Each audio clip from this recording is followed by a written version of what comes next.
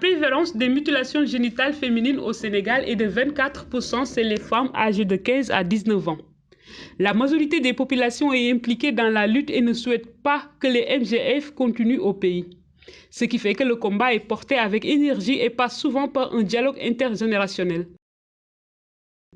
La pratique des MGF varie fortement en fonction de la localité et du groupe ethnique. Elle est la plus courante à l'est chez les Manding, au nord chez les Pulaars et au sud chez les Soninké, Diola et Pulaars, mais quasiment inexistante chez les Wolof et Sérères. Or, les études démographiques qui visent à estimer la prévalence ne prennent en compte que les types 1, 2 et 3. Les types 4 ne sont pas répertoriés. Nous avons rencontré plusieurs femmes au Sénégal témoignant de coupures ou d'enlèvements socket, terme traditionnel désignant des verrues en Wolof. En effet, le récit ne correspondait pas à un traitement médical de condylome, mais semble plutôt être une pratique faite pour des raisons non thérapeutiques sur des organes génitaux des femmes. La question que nous nous posons est donc, ce qui est connu au Sénégal sous le terme d'enlèvement de socket ne serait-elle pas une mutilation génitale féminine?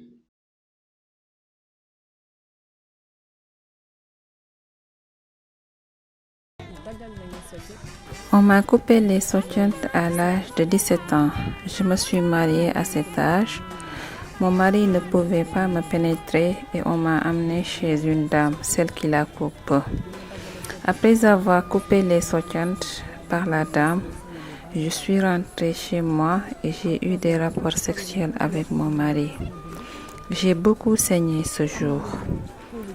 Le fait qu'on m'a coupé les sockets m'a causé des difficultés dans ma vie conjugale parce qu'à l'époque, je sentais plus de douleur que du plaisir.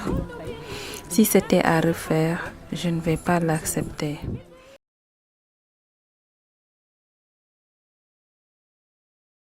Quand je me suis mariée, le premier jour, mon mari voulait me pénétrer, mais il y avait un blocage, quelque chose qui bloquait à l'intérieur. Et ça faisait mal. On a essayé pendant une semaine, mais il ne parvenait pas à me pénétrer. En étant jeune fille, j'entendais souvent les gens parler de sockets. Cela m'est venu à l'esprit et j'en ai parlé à ma tante paternelle qui m'a demandé de venir chez elle le lendemain. Nous nous sommes rendus à l'hôpital chez une infirmière ou sage-femme. Dans la salle, il y avait une table comme une table d'accouchement. Elle m'a demandé de se coucher pour qu'elle vérifie d'abord. Lorsqu'elle m'a touchée, j'ai crié parce que ça faisait mal. Et elle a confirmé que j'avais bien des sockets. Elle m'a prescrit une ordonnance composée d'une seringue, d'une lame et d'un produit anesthésique et d'un gel. J'ai acheté l'ordonnance. Elle m'a fait une piqûre disant que c'était l'anesthésie. Elle a coupé la lame et m'a demandé de se coucher et d'écarter les jambes. Elle a commencé à couper. À un moment donné, elle m'a demandé si je sentais la douleur. J'ai répondu par l'affirmative.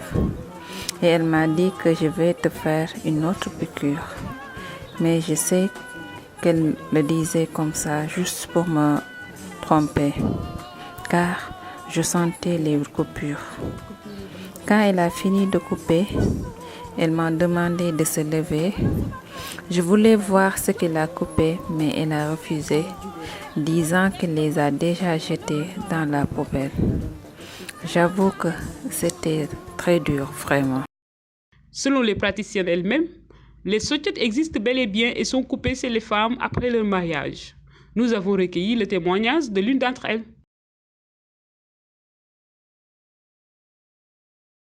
Se trouve dans le sexe de la femme. Si on ne les coupe pas, la femme ne pourra pas avoir d'enfant ni de rapport sexuel avec son mari. Une fois les sockets coupés, la femme doit prendre des médicaments traditionnels. Les sockets existent bel et bien. On peut les retrouver chez les femmes, aussi bien chez les hommes. Il y a des femmes qui naissent fermes à cause des sockets. Et dans ce cas, il faut obligatoirement les couper. Les sottiantes existent, les gens naissent avec. Ça n'a rien à voir avec l'excision. Les femmes qui viennent ici les couper sont souvent des Wolofs, des Sérères et d'autres ethnies comme les Socé.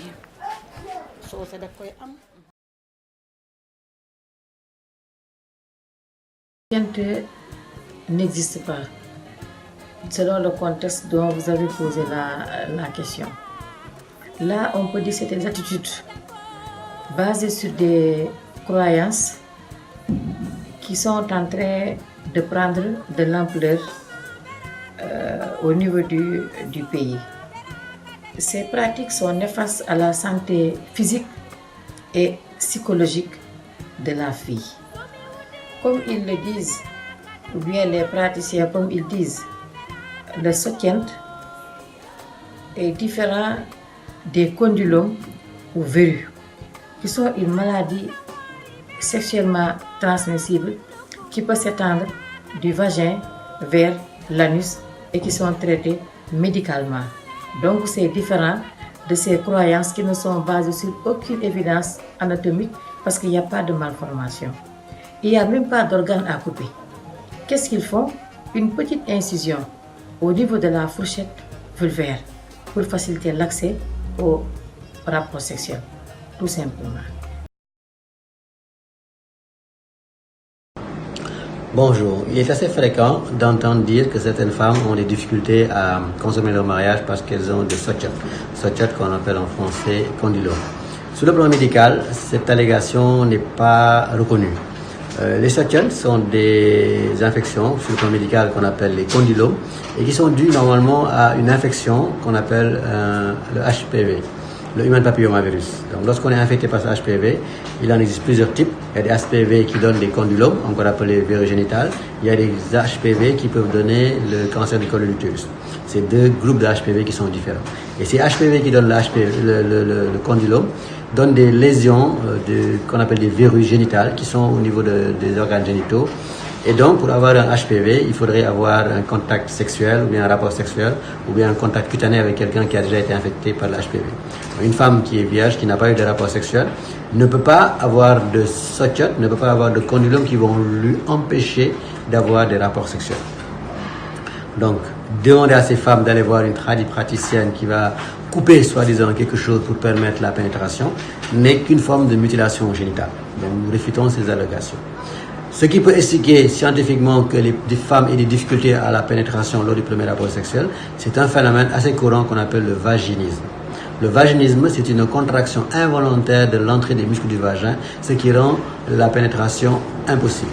Elle est rencontrée souvent dans des situations où la patiente a peur, elle est stressée par le premier rapport sexuel à cause de la douleur, à cause du stress qu'elle a lors de sa lune de miel, et donc elle va avoir une contraction invincible de l'entrée du vagin. Et donc ces contractions invincibles qui peuvent expliquer justement ces difficultés de pénétration. Mais ces soi-disant sotiates que l'on doit couper pour pouvoir provoquer faciliter la pénétration ne sont qu'une forme déguisée de mutilation génitale féminine. Je vous remercie.